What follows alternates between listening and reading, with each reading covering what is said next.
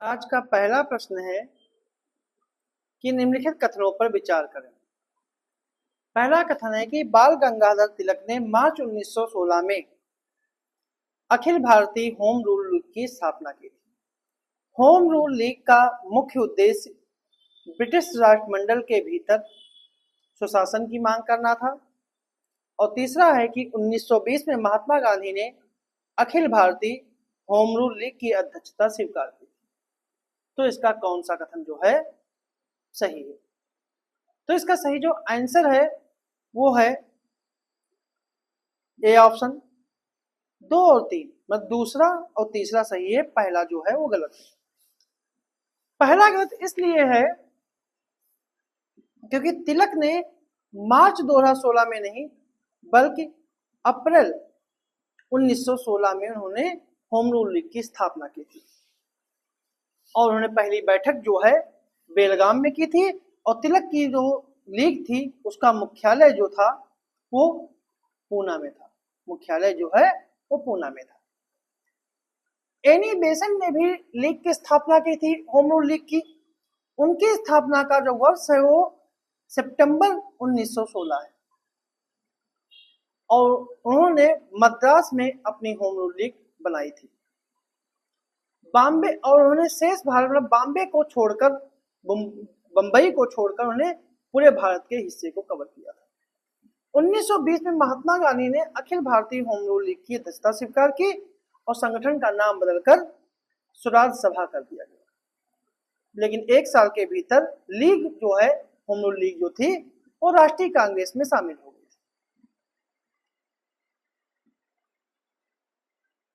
बाल गंगाधर तिलक की लीग जो थी जो वो ये निर्णय करना था कि कांग्रेस के विपरीत इसको कार्य करने थे, जिसका मुख्य उद्देश्य ये था कि पूरे भारत में सुशासन के लिए होम रूल की मांग करना है। यह गठबंधन आयरिश होम रूल लीग की तर्ज पर Akhil Bharatiya home rule league को बनाना था। अंत में 2 होम रूल लीग शुरू की गई, दोनों में एनी बेसेंट और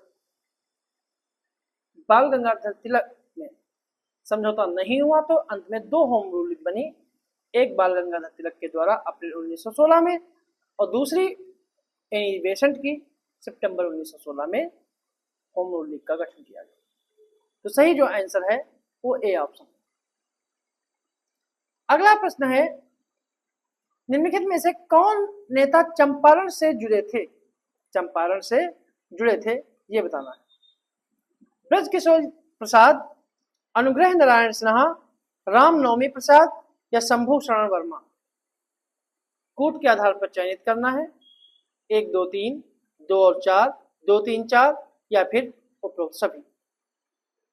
तो जो इसका सही जो आंसर है वो आपका है डी ऑप्शन, उपरोक्त सभी। मतलब ये चारों लोग जो हैं वो चंपारण सत्याग्रह से जुड़े हुए थे। चंपारण सत्याग्रह जो है वो 1917 में हुआ था। गांधी जी से एक स्थानीय व्यक्ति राजकुमार शुक्ला ने बिहार के चंपारण के नील उत्पादकों के संदर्भ में किसानों की समस्या पर गौर करने के लिए अनुरोध किया। यूरोपीय बागान मालिक किसानों की कुल भूमि के 3/20 भाग पर नील उगाने के लिए मजबूर कर रहे थे। इसको तिनकठिया प्रणाली कहते थे। गांधी जी, राजेंद्र प्रसाद, मजहर उल हक, महादेव देसाई, नरहर पारिक, जेबी कृपलानी इस मामले की जांच करने के लिए चंपारण पहुंचे। इन लोगों के अलावा जो लोकप्रिय नेता थे किशोर प्रसाद, अनुग्रह नारायण सिन्हा, रामनवमी प्रसाद और शंभू शरण वर्मा थे। एनजे रंगा इकलौते ऐसे व्यक्ति थे जिन्होंने गांधी के द्वारा इस चंपारण सत्याग्रह का विरोध किया था। तो इसका सही जो आंसर है वो है डी ऑप्शन। अगला प्रश्न है कथनों पर विचार करें। पहला कथन है कि भारतीय रिजर्व बैंक के द्वारा रेपो दर में वृद्धि से शेयर बाजार की कीमत में गिरावट आ सकती है और रेपो दर वह दर है जिस पर आरबीआई वाणिज्यिक बैंकों को उधार देता है। और तीसरा कथन यह है कि रेपो दर से वृद्धि एक विस्तारवादी मौद्रिक नीति ही है। तो इनमें कौन सा कथन जो है सही है? कि कथन दूसरा और तीसरा दोनों सही है, दोनों कथन जो है फर्स्ट कथन की व्याख्या करते हैं। इस आधार पे आपको बताना है। तो इसका सही जो आंसर है, पहला और दूसरा कथन दोनों सही है, दूसरा कथन पहले कथन की व्याख्या करता है। मतलब कि रेपो दर वह ब्याज दर है जिस पर भारतीय रिजर्व बैंक आरबीआई जो है वाणिज्यिक बैंकों को पैसा उधार देता है।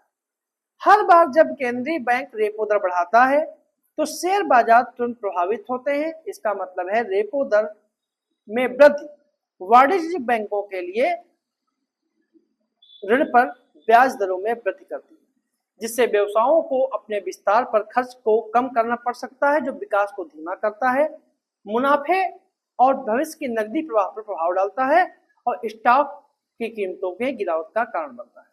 तो इसका सही जो आंसर है वो है बी ऑप्शन।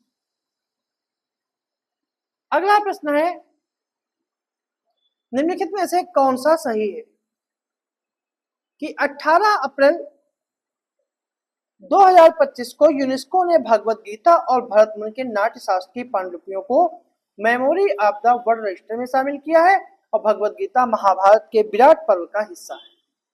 तो इसका कौन सा कथन सही है? केवल एक, केवल दो, दोनों या दोनों नहीं? तो जो इसका सही जो आंसर है वो है आपका ए ऑप्शन। और पहला कथन सही है, दूसरा कथन जो है वो गलत है। भगवत गीता और भरत मुनि के नाट्य शास्त्र की पांडुलिपियां जो हैं वो 74 नए दस्तावेजी विरासत संग्रहों में शामिल हैं, जिन्हें 18 अप्रैल को 2025 को यूनेस्को ने memory of the world register में जोड़ा है। जबकि भागवत गीता जो है वो विराट पर्व में नहीं है, ठीक है, ये भीष्म पर्व में है, ये भीष्म पर्व में है।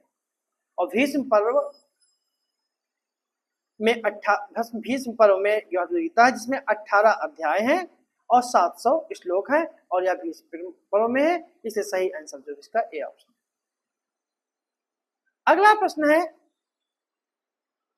सूची 1 और सूची 2 को सम्मिलित करना है कि कौन सी पुस्तक के कौन लेखक हैं? संध्या, परिदासक, तलवार, दामिलाप।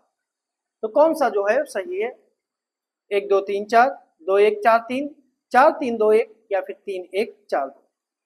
इसका सही जो आंसर है वो है संध्या के जो हैं वो है ब्रह्म बांधव उपाध्याय, परिदासक के हैं विपिन चंद्र पाल, तलवार के हैं वीरेंद्र नाथ चट्टोपाध्याय और दामिलाप के हैं एम.के. चंद। तो इसका सही जो आंसर है वो है सी ऑप्शन। तो सी ऑप्शन इसका जो है वो सही है। अगला प्रश्न है, निम्नलिखित संगठन को अपने गठन वर्ष के आधार पर कार्यक्रम में व्यवस्थित कीजिए। भारतीय सुधार संघ, प्रार्थना समाज, आर्य समाज और डेक्कन एजुकेशनल सोसाइटी। तो कौन सा कथन सही है? तो अगर बात करें भारतीय सुधार संघ की, इसकी स्थापना जो है 1870 में कलकत्ता में हुई थी। प्रार्थना समाज की स्थापना 1867 में बंबई में हुई थी। आर्य समाज की स्थापना 1875 में बंबई में भी हुई थी। डेक्कन एजुकेशन सोसाइटी की स्थापना जो है वो 1884 में पुणे में हुई थी। तो इसका सही जो आंसर है वो है सी ऑप्शन, 2 1 3 4, मतलब सी ऑप्शन इसका जो है वो सही है। अगला प्रश्न है, वायसराय लॉर्ड नॉर्थब्रुक के कार्यकाल के दौरान कौन सी घटनाएं घटी? कूका आंदोलन, प्रिंस ऑफ वेल्स की यात्रा, बड़ौदा के गायकवाड़ का मुकदमा या राज्य रेलवे की शुरुआत। तो इसका सही जो आंसर है कूट पे कि 1 और 2, 3 और 4, 1 2 3 या फिर उपयुक्त सभी। तो जो इसका सही जो आंसर है वो है सी ऑप्शन। कूका आंदोलन, प्रिंस ऑफ वेल्स और बड़ौदा के गायकवाड़ का मुकदमा जो है वो लॉर्ड नॉर्थब्रुक के कार्यकाल में हुआ था। और लॉर्ड नॉर्थब्रुक का कार्यकाल जो है, लॉर्ड नॉर्थब्रुक का जो कार्यकाल है, ठीक है, ये था 1872 से 1876 के बीच में लॉर्ड नॉर्थब्रुक का कार्यकाल है। राज्य रेलवे की शुरुआत जो है वो लॉर्ड मेयो ने की थी, लॉर्ड मेयो ने की थी। इसलिए इसका सही जो आंसर है 1, 2, 3 यानी कि सी ऑप्शन इसका सही है। अगला प्रश्न है, निम्नलिखित कथनों पर विचार करें कि कौन सा सही है कि मीथेन उत्सर्जन का उच्च स्तर ग्लोबल वार्मिंग में महत्वपूर्ण योगदान देता है। मीथेन उत्सर्जन का 50% से अधिक हिस्सा मानवीय गतिविधियों का परिणाम है। तीसरा है 20 साल की अवधि में मीथेन कार्बन डाइऑक्साइड की तुलना में वायुमंडल की गर्मी को अवशोषित करने में अधिक प्रभावी है। तो कौन सा कथन जो है, कौन कथन जो है वो सही है? तो इसका आंसर जो है वो, अगर पहले कथन की बात करें तो मीथेन जो है का उत्सर्जन जो है वो उच्च स्तर को जब हो जाती है तो ग्रीन हाउस गैस के रूप में मीथेन की क्षमता के कारण ग्लोबल वार्मिंग में वृद्धि होती है, इसलिए पहला कथन जो है सही है। मीथेन उत्सर्जन का 50% से अधिक हिस्सा मानवीय गतिविधियों, विशेष रूप से कृषि, लैंडफिल और जीवाश्म ईंधन के निष्कर्षण से आता है, इसलिए इसका दूसरा कथन भी सही है।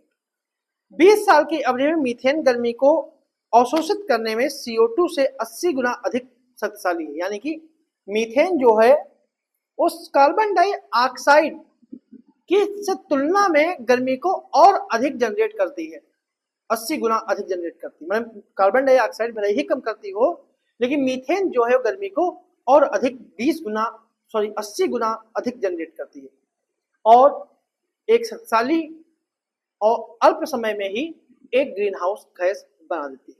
तो इसका सही जो आंसर है वो तीसरा भी सही है, मतलब इसके तीनों कथन जो हैं वो सही है। अगला प्रश्न है,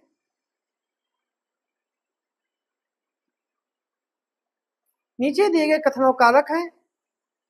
कथन है कि अनुच्छेद 13 घोषित करता है कि सभी कानून जो मौलिक अधिकार के साथ असंगत हैं या उनका अपमान करते हैं वह शून्य होंगे। और कारण है कि अनुच्छेद 13 घोषित करता है कि एक संवैधानिक संशोधन एक कानून नहीं है, इसलिए इसे चुनौती नहीं दी जा सकती। तो इसका सही जो आंसर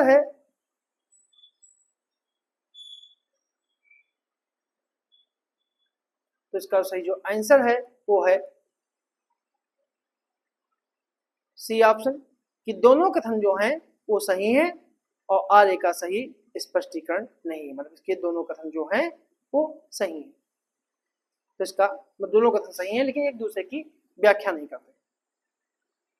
अगला प्रश्न है,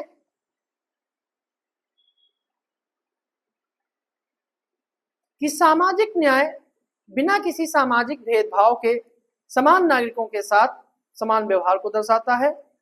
आर्थिक न्याय केवल आर्थिक कारकों के आधार पर लोगों के गैर भेदभाव को दर्शाता है। तो कौन सा कथन सही है? केवल एक, केवल दो, दोनों या फिर दोनों में? तो जो इसका सही जो आंसर है वो है सी ऑप्शन, इसके दोनों कथन जो हैं सही। अगला प्रश्न है कि रिट क्षेत्राधिकार के संदर्भ में विचार करें कि मौलिक अधिकार के प्रवर्तन के लिए जारी करने की मूल और अनंत शक्ति सर्वोच्च न्यायालय के पास है और राष्ट्रपति किसी भी न्यायालय को सभी प्रकार के निर्देश, आदेश, रिट जारी करने का अधिकार दे सकते हैं।